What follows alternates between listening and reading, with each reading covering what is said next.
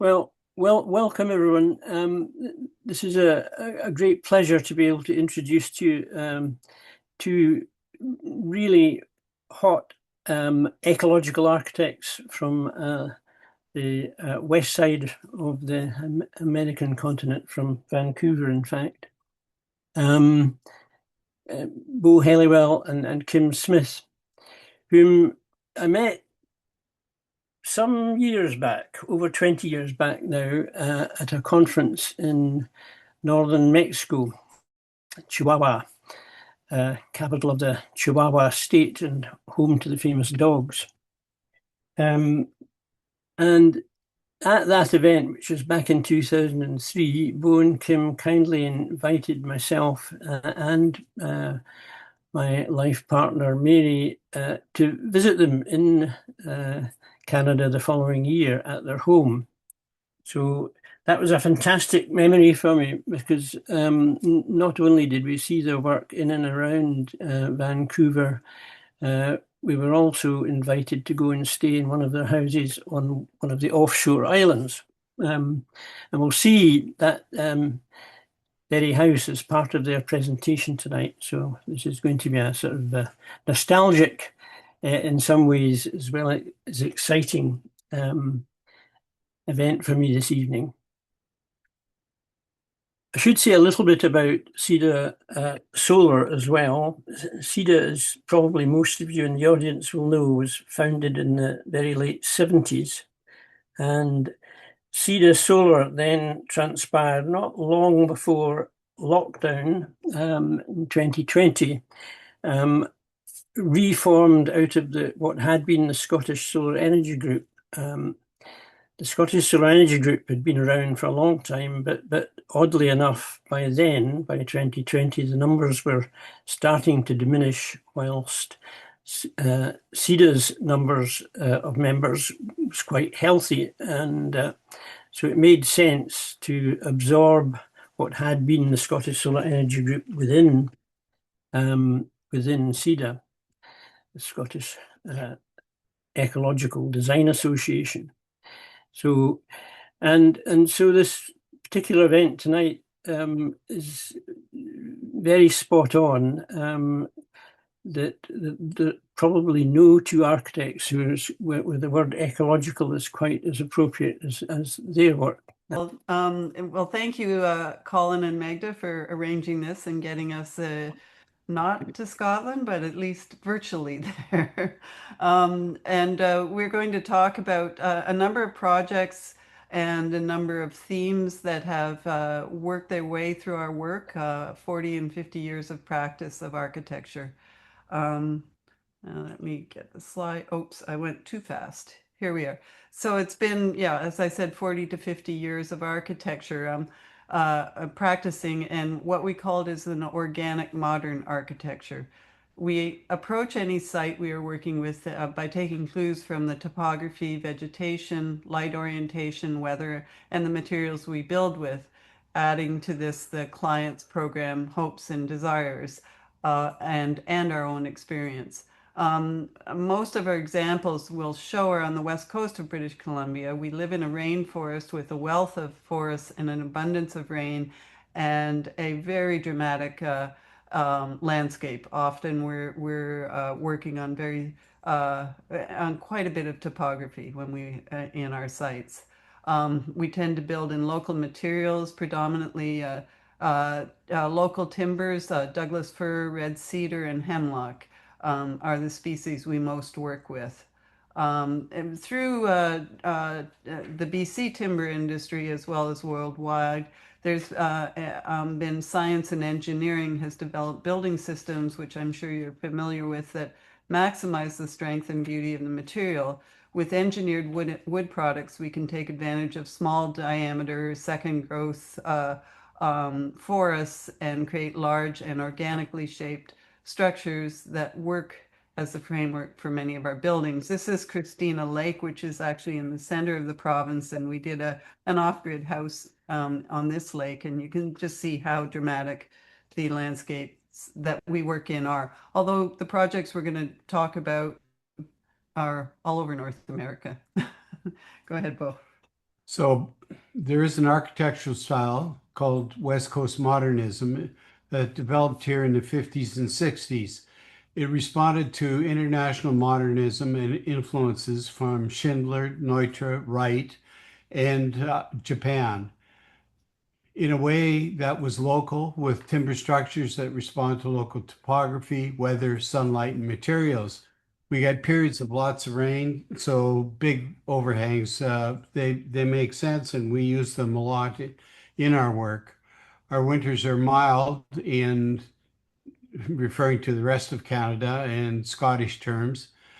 A visually open, easy transition between interior and exterior living spaces was part of the early West Coast modern tradition, and we use this a lot in our architecture. We'll start with our home and studio. They're in a modest West Coast, okay, uh, West Coast modern home. The original house is a 1964 Massey Medal winner, the highest Canadian architecture award at the time, and was designed by Barry Downs and landscape by Royal Rubillard, who was one of the first registered landscape architects in the province. Barry, we got to know quite well, and as a mentor and architectural hero to us. We purchased the home in 1998, renovated it, and opened up a large outdoor terrace and added a 100 square meter studio that Kim is pointing to the north side. We have upgraded the glazing systems of the house, the roofing, and the insulation. The energy system has advanced from natural gas, forced hot air furnace and water heating to an air-to-air heat pump, hybrid furnace, and on-demand hot water heating. We installed 30 PV panels on the roof, on the south-facing sides of the roof, and the panels harvest 11.1 kilowatts of solar energy, which help us support the house, the studio, and electric vehicle charging.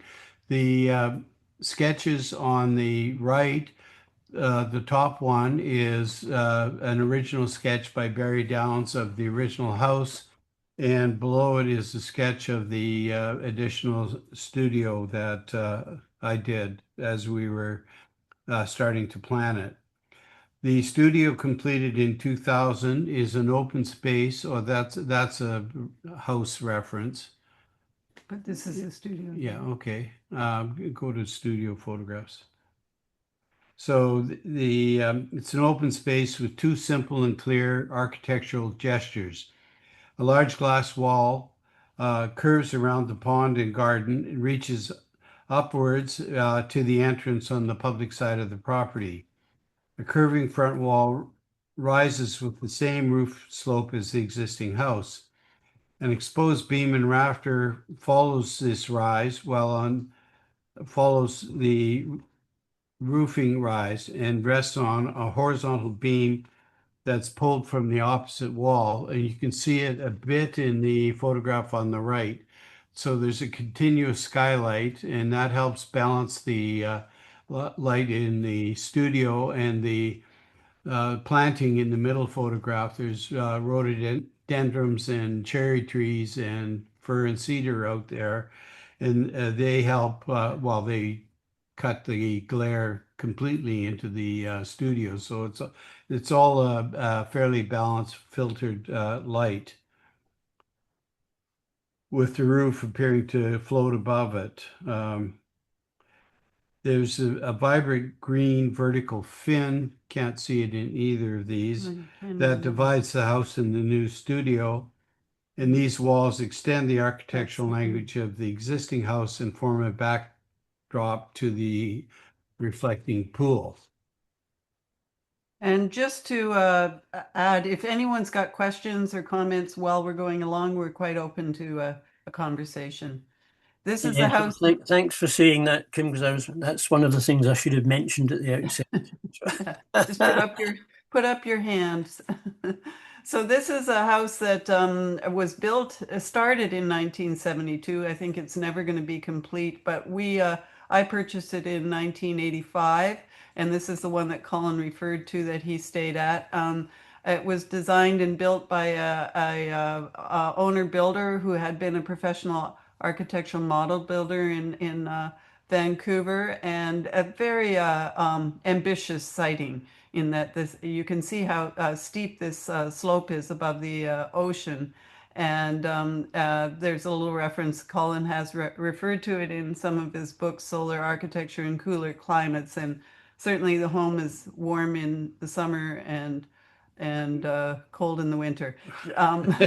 Bo drew this section recently of the house, so you can see how it's almost a constant 45-degree slope down, but sits into the hillside, and sits about 30 meters above the sea.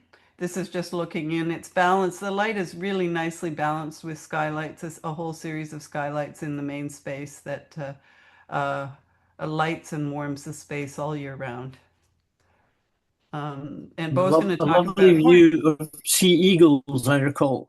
Oh, there's lots of eagles. There's an eagle family that sits in this tree. We were looking at it this past weekend. So yeah, there's lots of eagles. And Bo's going to talk. Hornby's been a very key part experience for both of us. So Bo's going to talk about the early days in Hornby. So there was a very call it a back to the land rush in the late 60s, early 70s by artists and the class referred to as hippies. There's a printing error in this. It should read in 1978. AD Architecture Design magazine out of London published a whole issue on hand-built Hornby. And I'd started documentation of the hippie designer builder work on Hornby Island when I was a student at the AA in the early 70s. And this got picked up, and there was an interest in Europe at the time of what was going on. Colin refers to this building phenomenon in his new eco-architecture publication also. I still have a copy of that architectural design somewhere. This freewheeling alternative approach to designing and building had a profound influence on our early work that started as blue sky design and is now subsequently blue sky architecture. The view on the right is the Hornby Hall. The original building was started in 1926 by the early settlers to the island, and in the 70s and 80s, it grew into a much larger building, and the major building expansion was done in the early 80s. And this is a view at the entrance to the building through a portal formed by the base of a giant cedar tree. That was found on the beach. Yeah. And these are a couple of pages from that publication. This publication led to a real focus on our work, and both my ex-partner Michael and I were invited to Europe many times for exhibitions and symposiums on what was broadly termed cooperative building. So in reviewing and organizing over 40 years of work for this lecture, which is always fun to do, we saw several threads that weave through our work. And while each project has their own unique inspirations and problems, there are certain, and we approach with the principles we've already spoken of. Some lean more heavily towards one conceptual framework or another. So we've organized this lecture into a number of particular thematic principles, place, systems, structure, tectonic, and narrative. So I'm going to start with place, and or we will start with place. All sites have a character that informs design, and in some projects, the place is so powerful that the buildings become a direct extension of the land. In many of our sites, there is extreme topography, as I've mentioned before, and sometimes large and wild vegetation. In all of our projects, we design buildings to work with the land, to sit lightly and walk happily on it. Whether the site is wild or domestic with strong physical clues or subtle, there is always light and weather to respond to that will ground architecture to its place. So the first house in this category is in south central Vermont. Very active family, 5 children, and now quite a few grandchildren. They chose this location as their well, it's where they all gather. Their children are all adults now and spread across the U.S. And so this is the home that they choose to gather in. And we took clues from the rolling mountainscape of the Green Mountains. What you can't quite see in that photograph, just where the sun is setting, there is a large array of wind turbines that follow the high ridge of the Green Mountains. And so the ecology of building is very much a focus of this area. You can see the ground floor plan here. It's built into a hillside, so the entrances and main living spaces are all on one level. And then there's a large elevated terrace, and there is another level underneath the house. This is from the entrance side, so you can see the house and roofscape blending into the greater physical environment. On the left-hand side, the clients were very interested in alternative energy, but they chose a pretty quirky way into it. And I'm not sure how successful. On the left-hand side, the green and white form that you see is are wind turbines from a French inventor. And so his concept is it's a tree shape gathering wind energy. Each of those are vertical turbines. Okay. This is the lake side of the house, and you can see the elevated terrace. And in a lot of our homes, and you'll see this as a theme as we go through them, we try and provide a fairly generous outdoor living space that's covered by the roof lines above.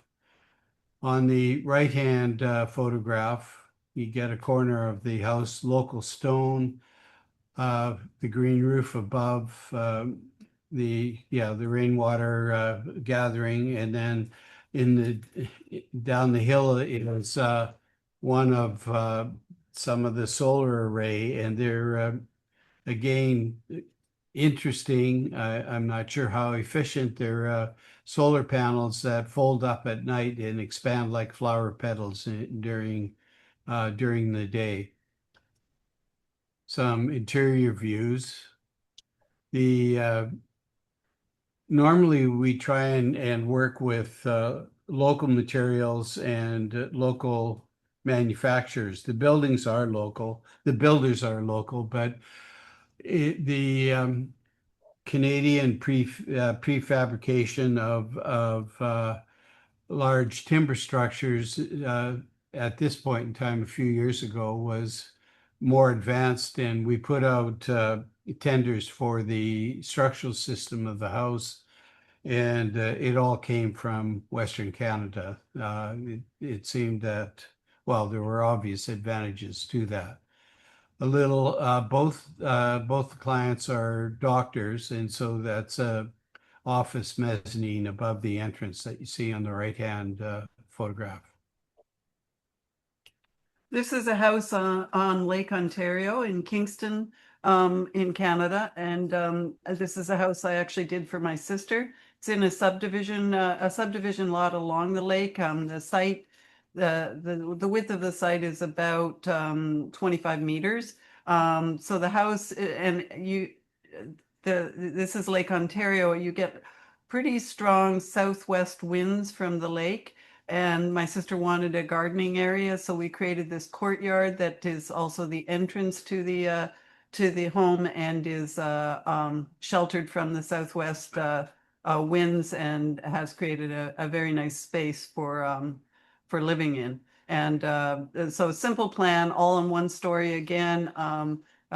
Great room, bedroom, extra offices, and then utility rooms and other bedrooms and a garage.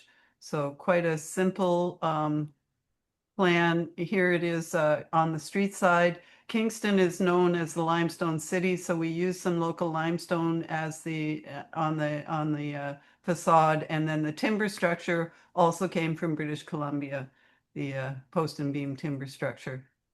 And this is in that courtyard. It's quite dynamic. The light changes during the day. You get quite a wonderful play with the oval shape of the space. And this is early days. It's now a very lush garden, which is unusual for Ontario.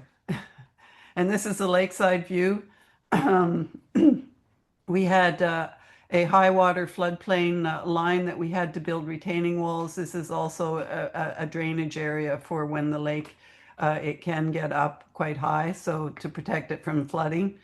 And this is, it's a rocky limestone shoreline, and this is just the limestone rocks from the shoreline coming up to the home.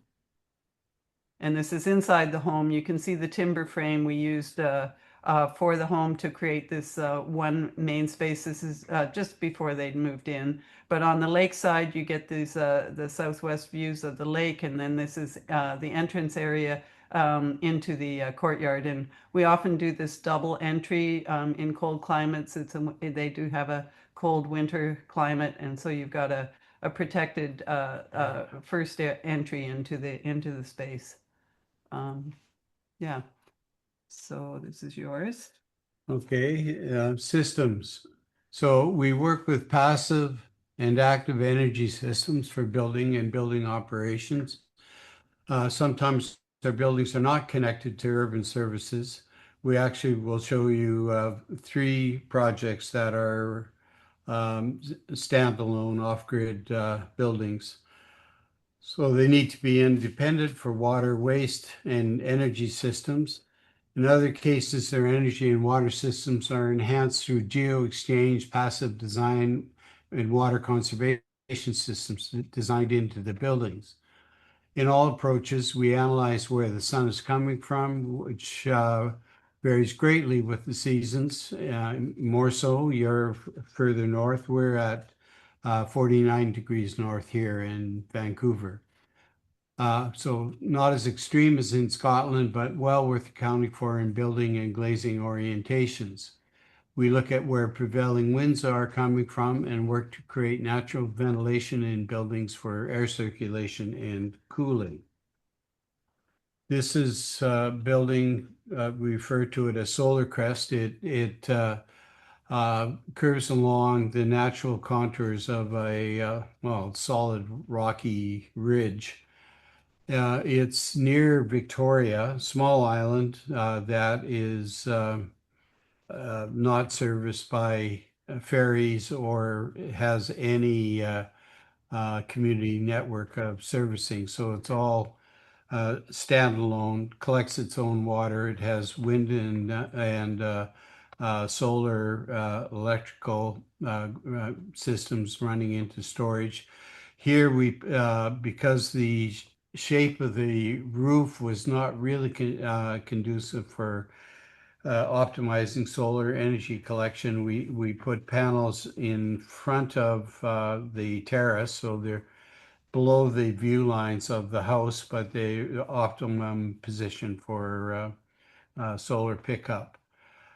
pretty simple plan with the entrance and a outdoor room just opposite that, and then guest rooms to the left, and main living spaces and main suite and office space on the right-hand side. The clients are from Europe, and so they come over here seasonally and spend long periods of time at this house. Simple diagram showing roof overhangs and solar orientation. We quite often use this split between high spaces and a lower space to circulate air. So we have incoming air low on the south sides and ventilation up high on the north side, so that there's natural ventilation through the buildings. The big terrace area, because it's solid rock, as you can see, it's built on. So we built in vegetable and well, vegetable and flower gardens on the front terrace, and the whole house and terrace system picks up and collects the water, and it's directed into cisterns underneath the terrace, 37,000 gallons or 141,000 liters. They also do have a well, but it's a very slow slow influx into the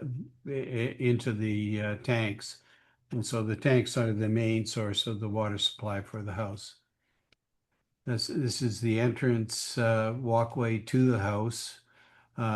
Quite striking through the solid sandstone. Mm. Okay. A few detailed shots of structure, the outdoor living area, the curving beam through the house that defines. On the right-hand side are the more living spaces and bedroom spaces. On the left-hand side of that, hallway and service spaces of the house. This is the Euclid Aquarium. Euclid is a small town of about 1,500 people that is on the west coast of Vancouver Island. And we did this in 2012, and we're just completing some renovations to it now. It sits out on oaks. It sits out on over top of the ocean, so it goes from a community dock and sits over the ocean. We created some tidal pools along the shoreline with the aquarium. The purpose of the aquarium, it was a volunteer group, a nonprofit group, and marine biologists wanting to educate people in a fun way about what our oceans have, so that we could start to care for them and protect them more. So what it exhibits is things that would be in tidal pools, fishes and octopus. The octopus is a big attraction that are right in the harbor that it overlooks. So and what they do is it's a catch and release system. So in the springtime, around March, they catch their specimens, and then they open up the aquarium, and they run till about the end of October. And then they have a ceremony where they release everything through this dock system. And it's a big event, community event. About 100 people show up, and each one takes a bucket of something and releases it into the sea. So it's quite a wonderful community event and a community building and service. It's been very successful. It opened, as I said, 11 years ago with about 5,000 visitors. There are over 80,000 a year now, which is pretty big for this small town. This is a diagram of how the systems work. The water comes directly from the ocean, then it goes through sand filters and goes into all of the different tanks. There's a big tank in the entrance, but smaller tanks around. So that feeds the whole aquarium system. The water also then it goes through a heat exchanger and adds and works as the heating and the cooling of the building. We've got a heavy, I'll switch maybe to some other photos. Here is the plan of the building. So the dock is along here. This is which you see here. This end bit acts as a bit of a lantern on the sea, and the big pool. There's a walkway. These are all removable boards, and underneath that is a series of piping that a double series repeated that has that water from the ocean coming through and feeding the tanks.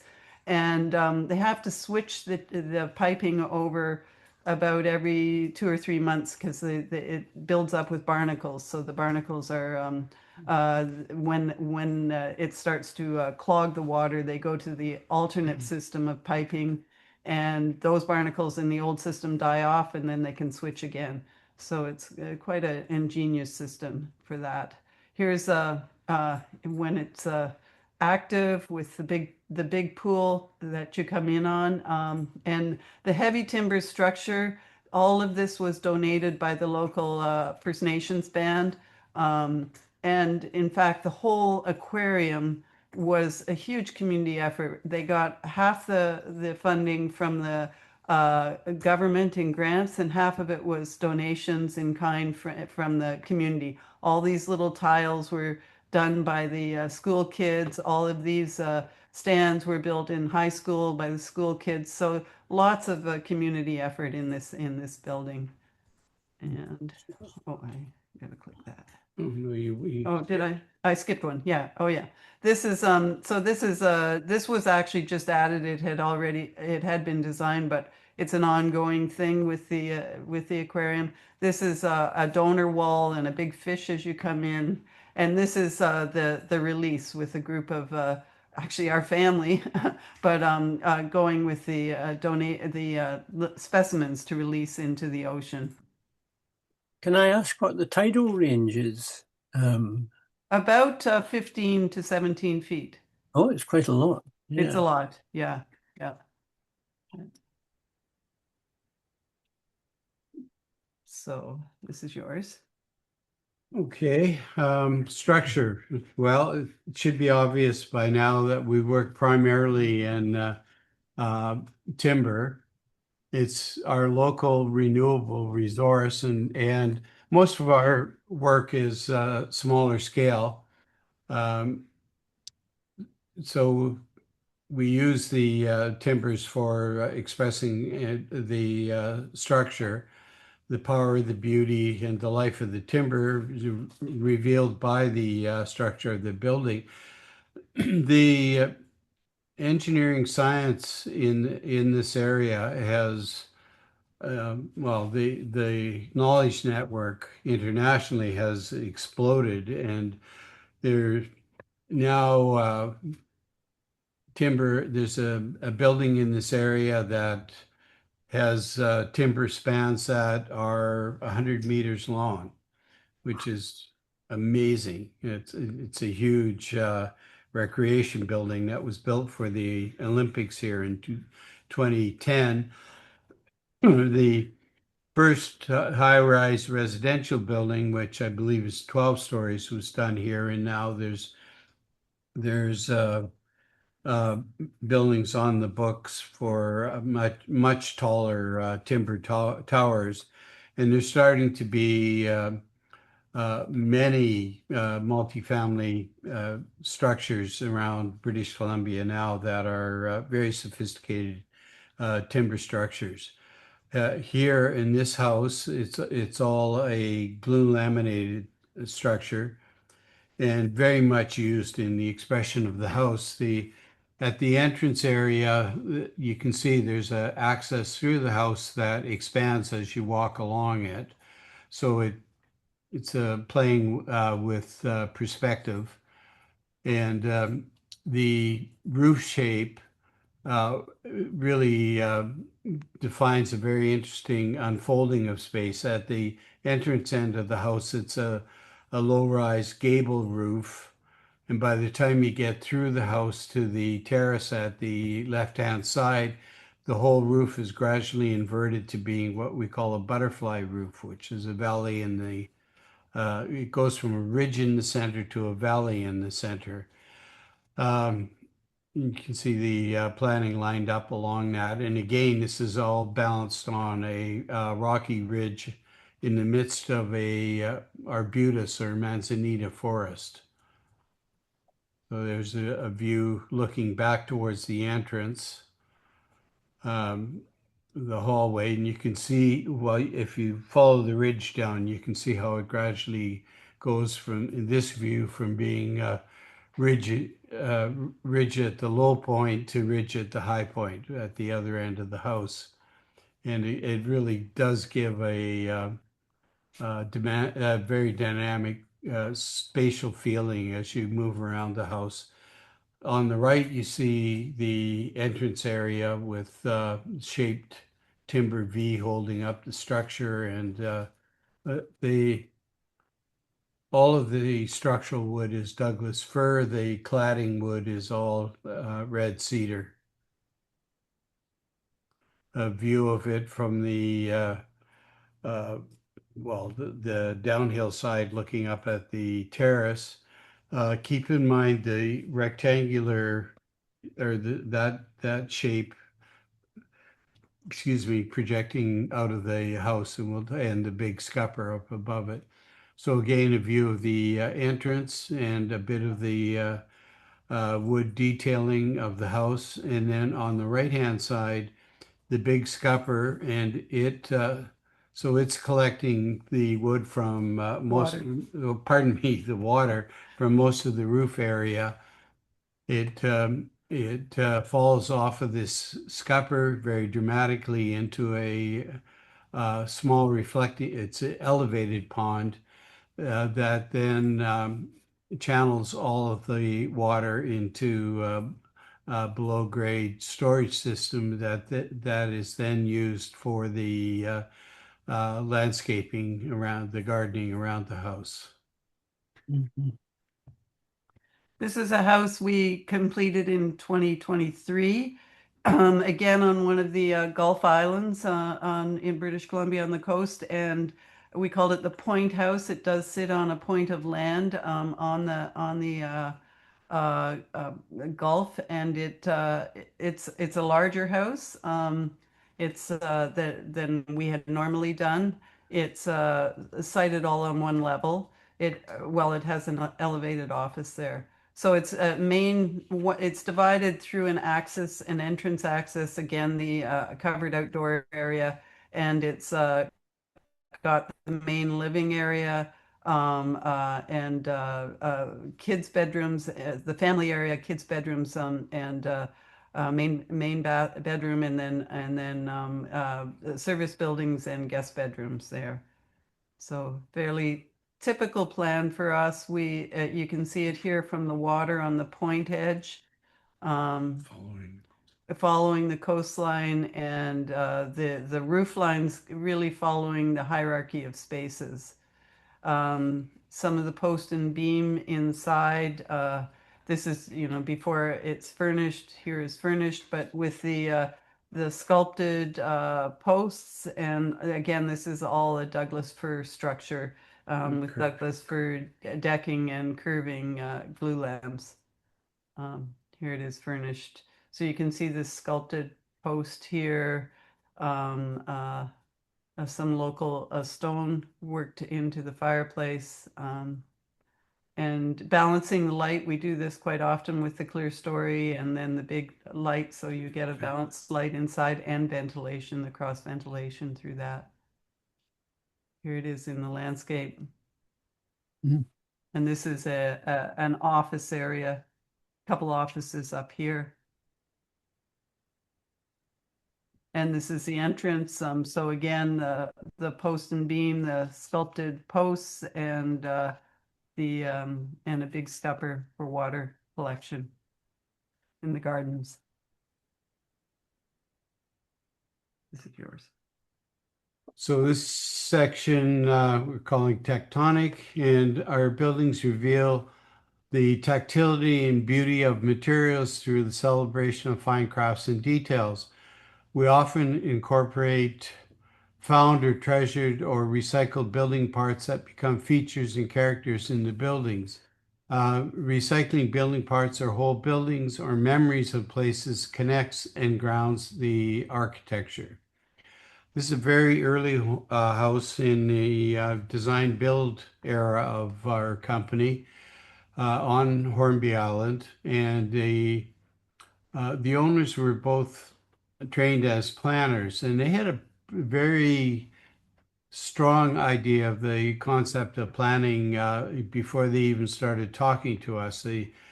The Y plan is a reflection of that, and they wanted it's the western and protected sea view side of the property. They wanted a large grape arbor, which is the curved terrace that you see there, which is the western side of the house. The living, dining, kitchen on the upper part, and then bedroom wing, 2 stories on the downward side of the diagram. And a covered walkway. The workshop has subsequently been converted into a guest suite. The photograph on the right is the main entrance area. You step into a 2-story gallery space. Logs are from nearby on the site. They've been from beachcombing. The owners had a collection of building materials, which included some doors from a tug, some stained glass work, some other windows, and the flooring, which is a reused birch flooring, which was used for the throughout the house and for the cabinetry. The view of it from just offshore, the point of land is a rounded, eroded shape of sandstone. You're getting a bit of a view of it here, which if you have another view of the point, the house echoes the shape of the point. During the the lush green is the grape arbor that is over part of the terrace area. The roof covering is the natural grasses of the site.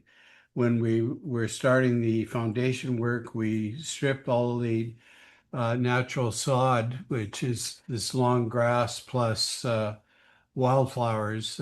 We stripped it carefully from the site, piled it in such a way that it stayed alive for a year. Yeah, it would have been a year. And when the roof was ready, we reinstalled it as the roof plate. So the house really does echo the natural cycles of the land that it's sitting on. Mm-hmm.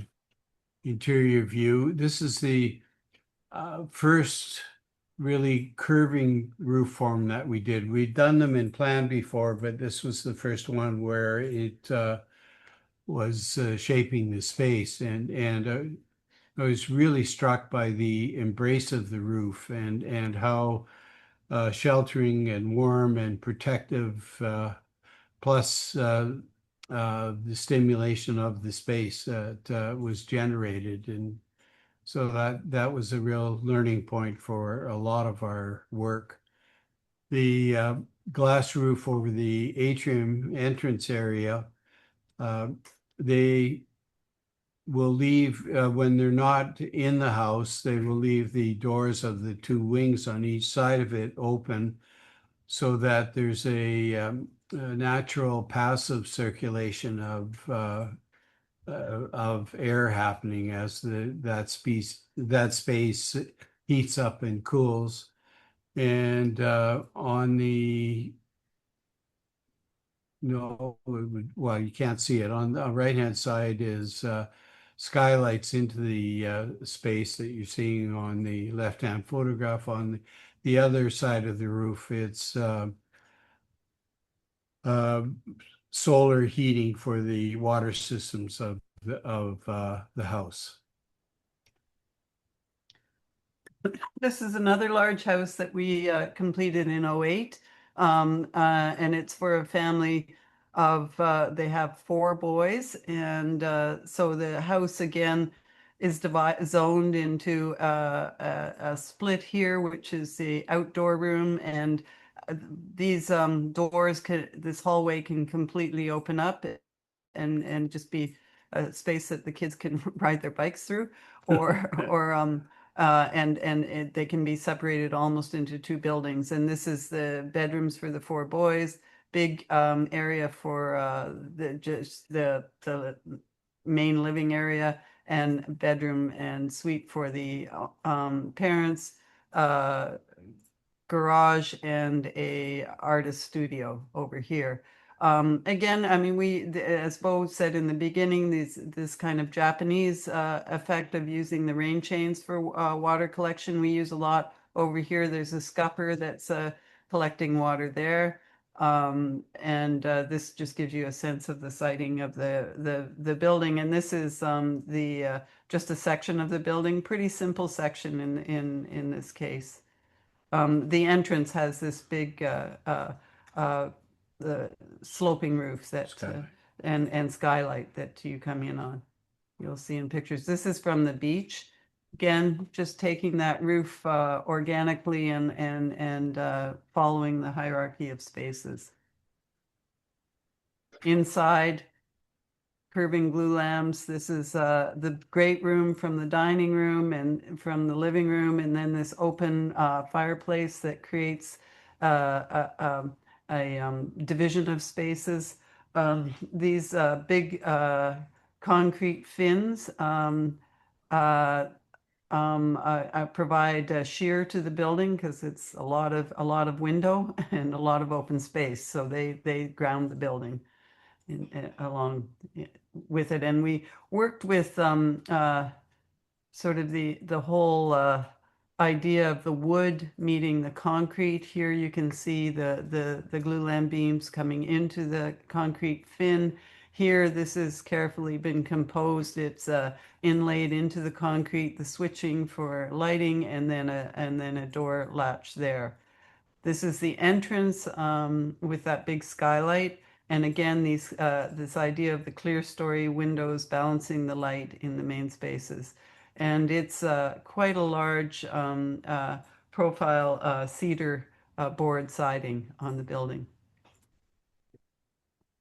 This is it from the entrance area, the garage, as I pointed out there, the artist studio here, the kids area, the open outdoor area, and then the entrance and part of the wing of the house.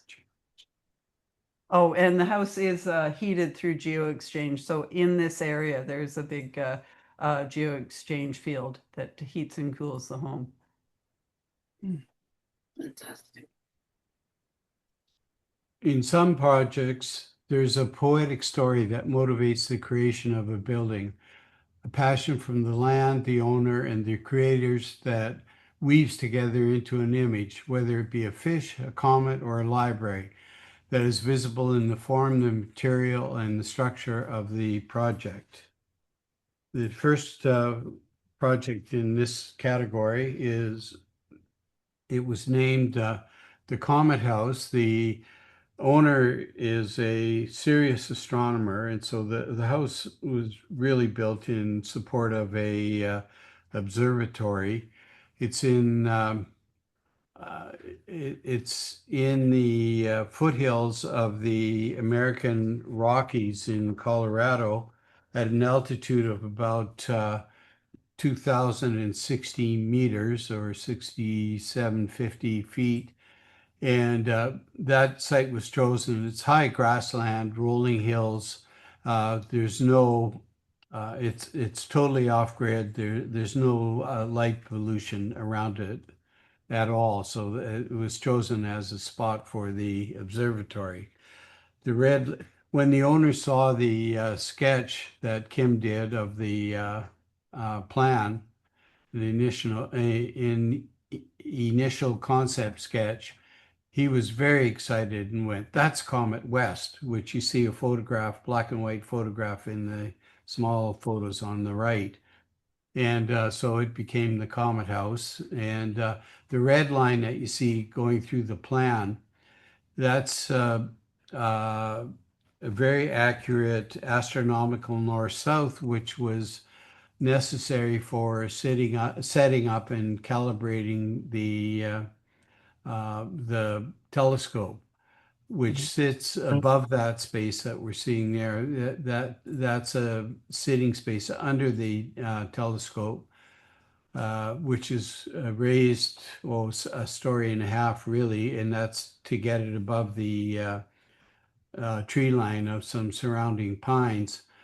And it had to have its own separate structure from the building so that the thermal cycles of the building and vibrations from the house are isolated from the telescope.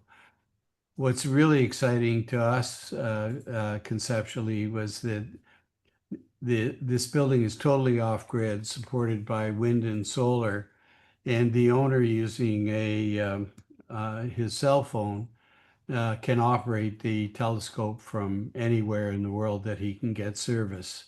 And so we think that's pretty cool to harvest the sun to look at the heavens. Again, the section is just showing the natural circulation of air through the building, the shading qualities of the overhangs, and the photos, the small photos, are just showing the some of the solar array, the battery pack, the siding, and the whole building is skirted with a masonry base so that there's some protection from possibility of grass fires in the area. Picture of it on its site. Again, you can see the observatory with the sitting room underneath it and view of it from The field. south. Yeah, the hill, the ridge that it's sitting on. The brass strip in the floor was interesting development in that because we were working for an astronomer, I started reading some books on the history of, and in the 1500s, the Catholic Church was wanting to establish an understanding of universal times. And so with in many of the church buildings around the world, they put this strip in as a north-south strip, and then up high on a wall or a roof, you can't quite see it here, but you can see the edge of the column there that is supporting the building. These were cast concrete columns with a very large steel beam supporting the telescope, and through that we cast an aperture directly south facing so that at noon on any day, at solar noon, the sunbeam hits this brass strip. And so the Catholic priests were chronicling the timing. They knew the day, but they didn't have, they didn't know noon on a day on what month in the 1500s. And so by logging this around the world, they were able to establish when it was exactly noon on Christmas Day in the Philippines or in Italy. And so that gave them a view of international time. And so the owner started logging the time on this strip across the floor. Photograph of the right is the telescope and the opening observatory roof.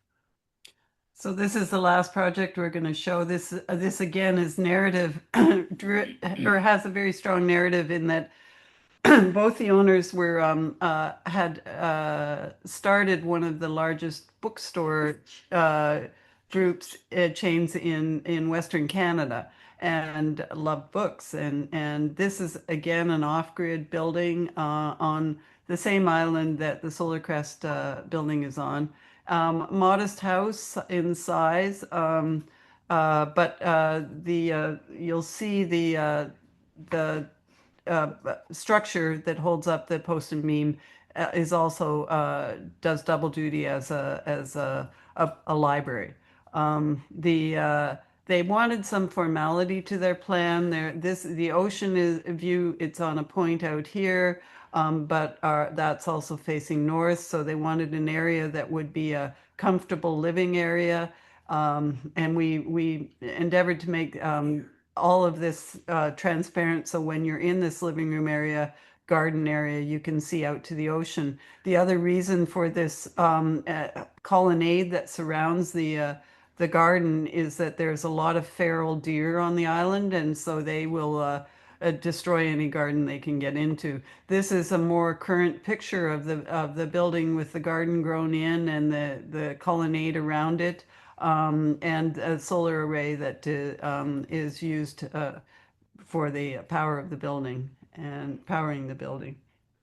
So, and again, the plan, great room, main bedroom suite and guest suites. There, two little buildings. One's a workshop and one's a storage area for the garden. So one's woodworking and one's storage area.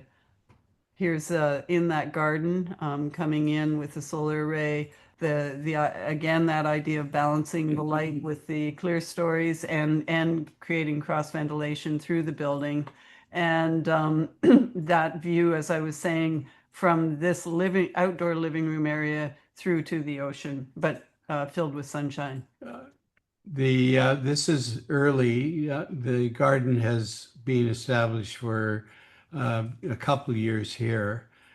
In another photograph, you'll see that this one, yeah, that's the garden today. So going towards the gateway entranceway and those two little support buildings.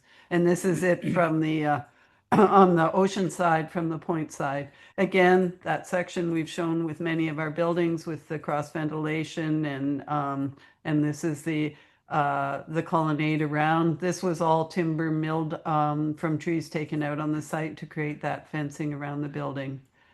And here inside, you can see the views to the water in that in the high great room area. The bookshelves here are interspersed between the posts that create the roof space. So that the structure. And this is us a long time ago. Well, you can, I don't care.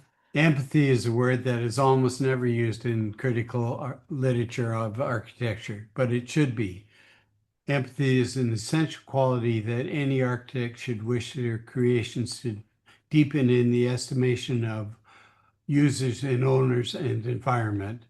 Seeing through the eyes of clients, understanding their interests and activities, listening behind their words, walking in their shoes. These are all ways of transforming what could be merely publishable projects into well-loved spaces. Acknowledging the particular eccentricities of a place, its orientation to light and weather, its topography and vegetation, views and aspects, and especially its spirits, are important approaches to creating empathy with places. And this photo is the first house where we switched from being driven more by geometry to an organic approach to building. This was before there were any programs, 3D programs. So this was all done, created by model and then by 2D drawing. But we were able to form the spaces organically in in plan and section. So that was a real breakthrough building for us. We called it Fishbones at the time, and that's us just inspecting the roof joints at the time. There's a book. That's the book. We forgot to include this slide, but That's a picture of fish bones. yeah. So we're totally open to any questions, comments, anything. It's been very nice to That's been a wonderful, complete sort of architectural, ecological feast, I have to say. Overwhelming.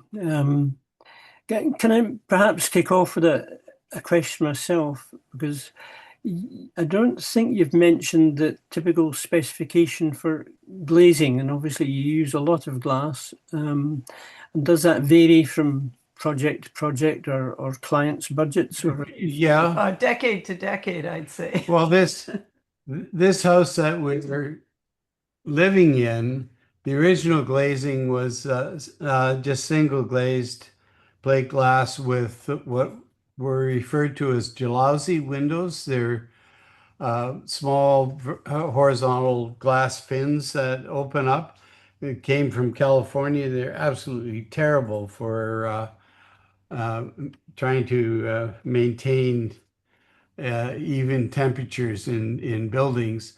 All of that here has been replaced with what we refer to as thermal or double glazing with low E coatings on it, and that would be our base spec at this point in time. More often we're doing triple glazing now, though. Yeah, that was going to lead Yeah. into that. Yeah, so the for both sound and thermal qualities,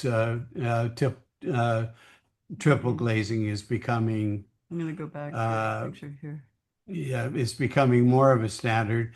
And early wood frames were all wood. Oh, I don't Were know. all cedar or fir. And now there's more either metal framed, metal coated natural wood frames to there's some fiberglass frame that we're using and some metal framing, but all of it has thermal breaks in it. But I just skipped to this a picture of our studio that we're sitting in, just in that this is a very light glazing system. It is double glazed. We did this in 2000. You couldn't do this now because the structure is also the frame for the windows. And now we're not allowed to do that. We have to have the structure independent of the frame because of that's building codes, Kim, is it? it is, and it's energy codes. Energy codes have certainly changed. So in those more current buildings I was showing, we would have much heavier framing between glazing because of that. But, and as I said, a lot of our buildings now are using thermal pane, and we're using a heavier wall section for energy efficiency and all of those things. Yeah, generally the buildings have both a bad insulation between the wall structure, the stud framing, and also have continuous rock wool insulation on the exterior, and the exterior faces are totally sealed now. Right. So it's a much more advanced thermal performance of the buildings. I see Nick Dominy's got a question.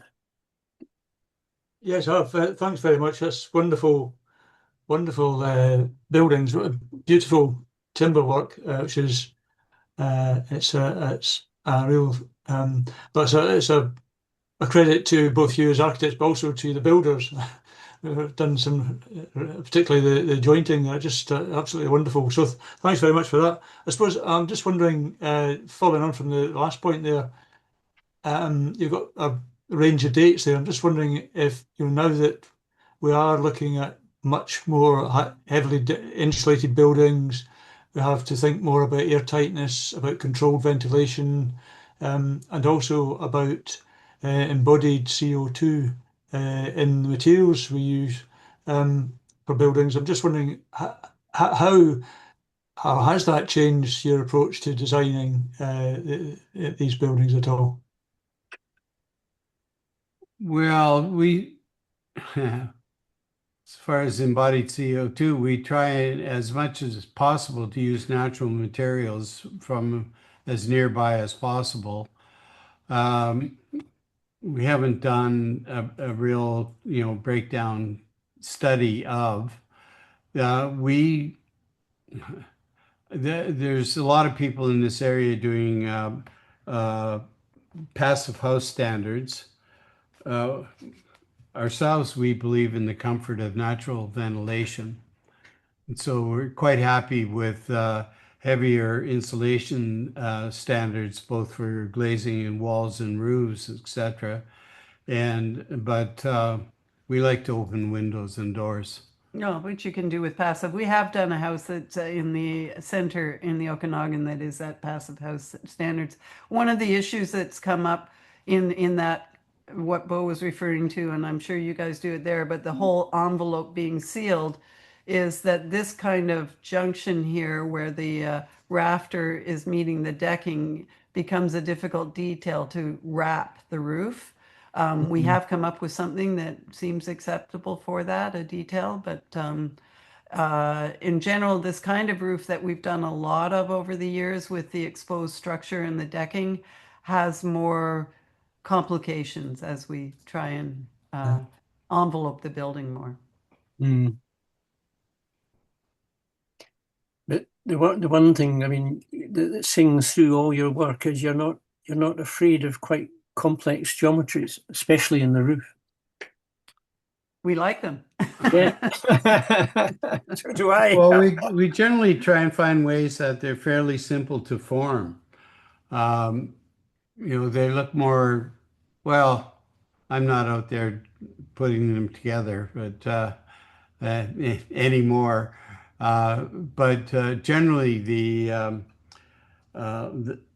most of our builders really get excited by the challenge and the result of what they're doing. So, and clients certainly love the spaces that are formed. We've got, at this point in time, we have 3 generations of the same family enjoying these spaces. They become quite treasured within the family history, and as mentioned, we're now at a point. I'm old enough that I'm friends now with the 3rd generation using these buildings, and that's quite wonderful to see. Yeah. I think there was a comment or a question from one of the members of the audience earlier on about, now, what was it about?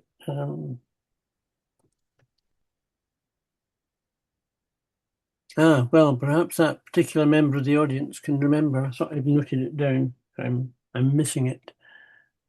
There's a couple of questions in the chat, and I was wondering if Gail would like to speak first. Gail?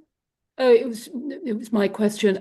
It was about the size of your overhangs. I was just wondering if they're actually needed that big for solar cooling in the summer, or whether that is partially an aesthetic decision.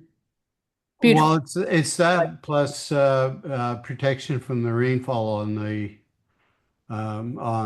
roofs, or pardon me, on the walls and the glazing systems, and we will exaggerate them on the solar aspect side of the buildings and reduce them on orientations, well, north and northeast. That indeed was the question that I had mislaid. There's another question in the chat as well, so I don't know if Isha would like to speak, or would you like me to? Yeah.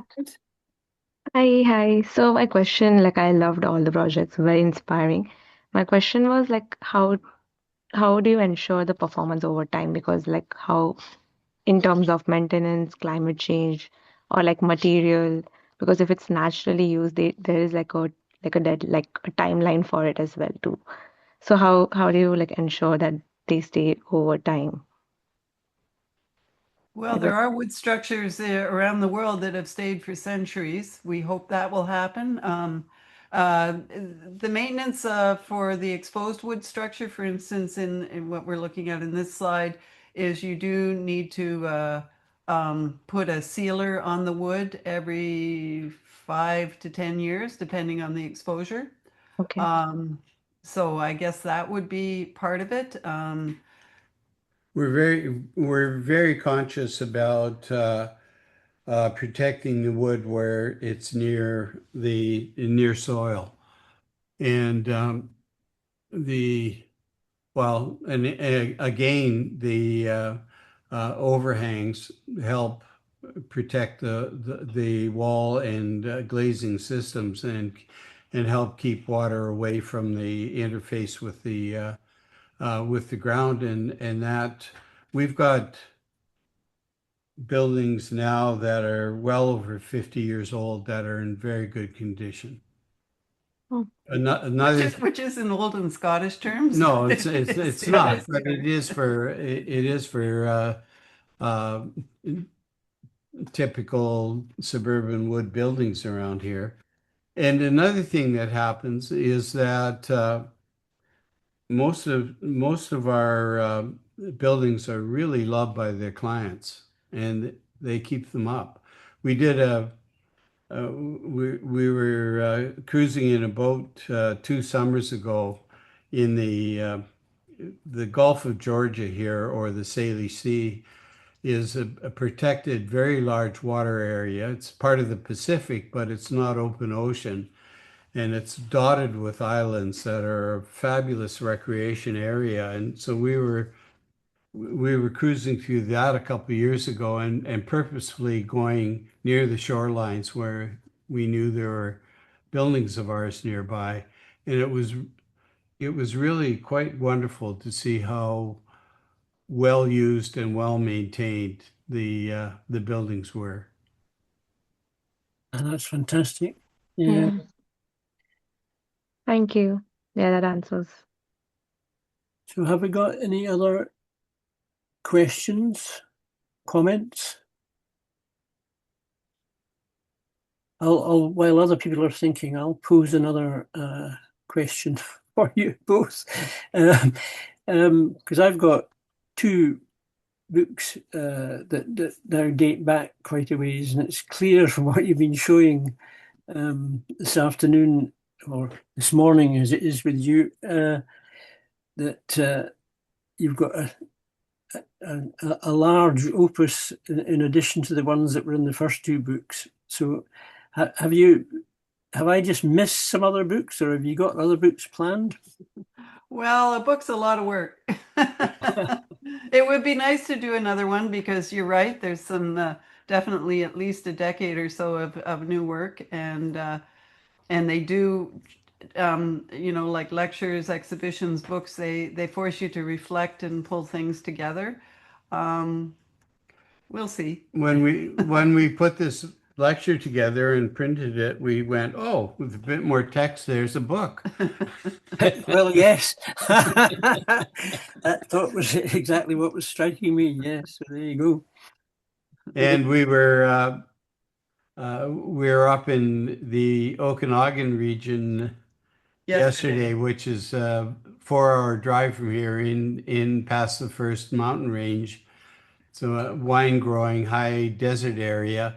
And we've had 4 projects there done recently that have no documentation.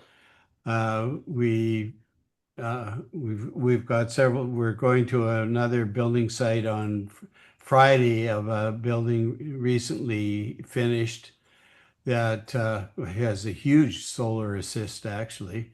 And so there's quite a bit more. We're thinking about it, but we've been too busy working. But it is perhaps it is time for more reflection. So Any more questions? there are questions, someone in the audience and myself, but someone was before Okay. me earlier. Well, you're speaking now, Glo, so why don't you ask a question? No, she's come back. Hello there. I don't know if you can hear me or not. Yes, Yes. we can. Yeah. Hello there. Thanks very much. I've enjoyed all the projects. Fantastic. I'm teaching on the Tech and Environment course in Edinburgh Uni, and it was actually a question that came up through this course that I'd like to ask. And it's just the beautiful curving forms, and that's the style that everyone's and your clients, I'm sure, are thoroughly enjoying as well. But what's the main drivers for the curved forms and the benefits to that, apart from visual benefits and an organic kind of styling? Is there anything? Well, our first point of study is the shape of the land that Yes. we're building on. And so I could point to just a couple of projects. There was the one where we had the access through the house that opened up as you walk through the house. It was under the structures category. Well, that was a ridge of rock that was absolutely straight through the trees, and so that's got a much more orthogonal geometry about it. And Yeah. so that was, the site was the owners, they owned quite a bit of land. It was acreage, but there was this one area that was a straight line through the arbutus trees that the rock ridge naturally formed. So that informed the planning of the house. Whereas a couple others, we were either following the curving line of a rocky ridge, or the shoreline, and so So it's more relating to the context and the place. Yeah. yes, and we found that uh, and there's the ellipse in the lakeshore house, um, that we knew the client wanted a protected garden space, and uh, I I could reveal a hidden secret on that, in that there's a beautiful elliptical space, atrium space in a building in Galveston in Sweden. And also the courtyard in Lucca, we were also Yeah, quite swept away. So we'd seen that form and liked it because yes, this courtyard could have been square or rectilinear. But this creates a quite a dynamic space, as you can see here. It's quite a lovely space. So it's more spatial in context to the site than I'd say technical, if that's your question. Yes, I think that's answered it for me. Yeah. Thank you. Okay. I see we've got a couple more, two raised hands, have we? That was Glo. Yeah, I just wanted to ask, I see some beautiful buildings and very well designed and oriented in the sun and all of that.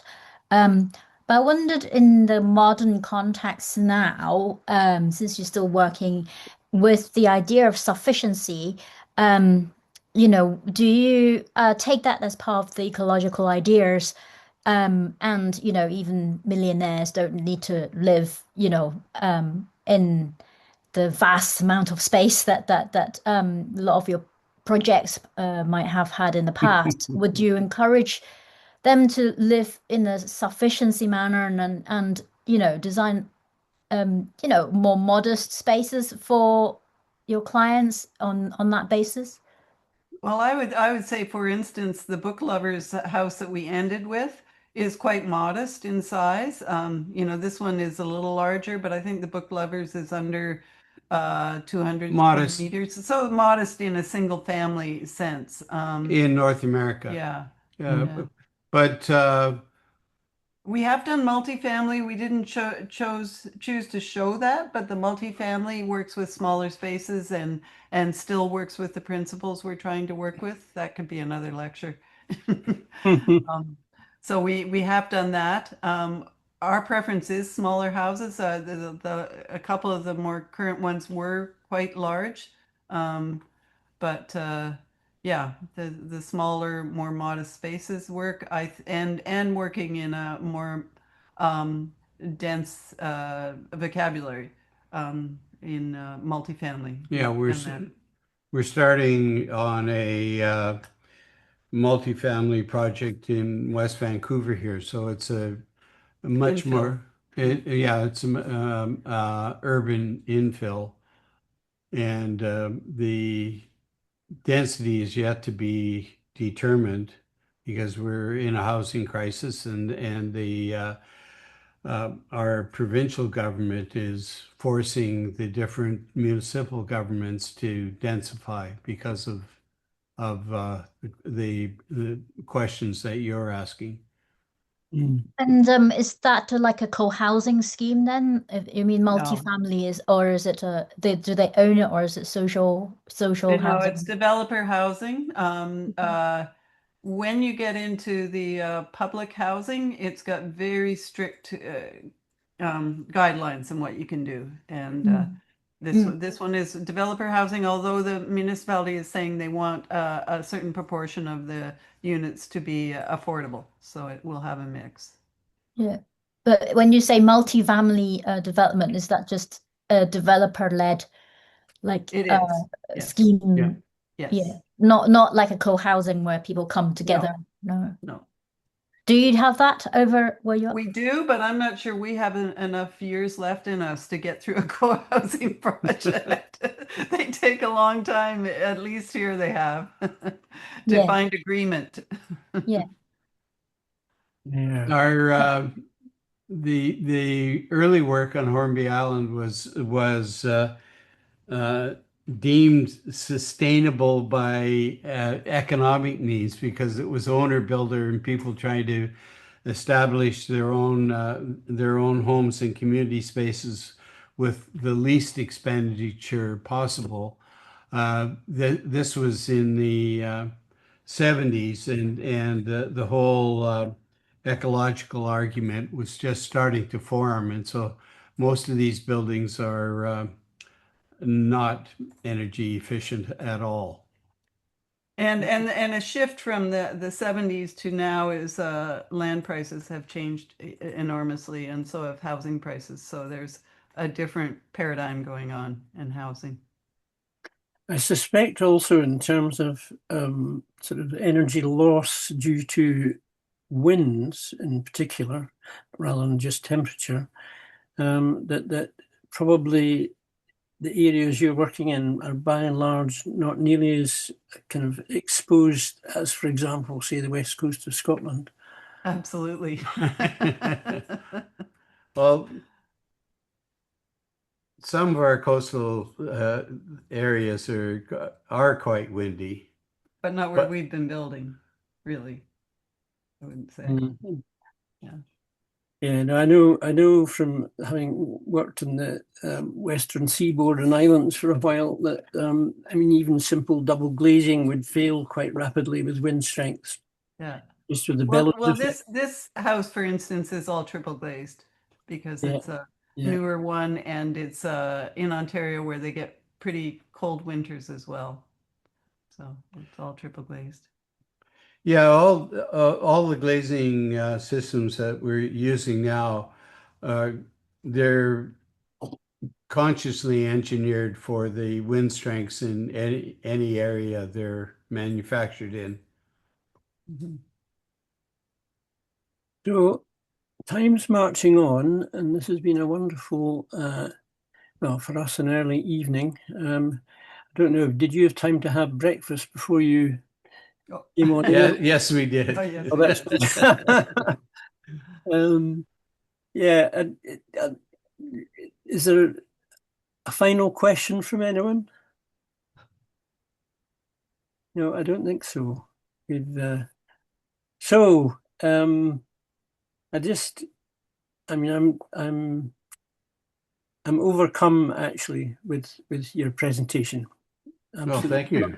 And yeah, no, it's been very nice to have this is a sort of catch up with you personally as well. And yeah, next time you come to Scotland, you have to call in again. Okay. Next time you come to North America. Well, yeah, we'll try and manufacture a circumstance so that we can get together. yeah, that would be good. That would be good.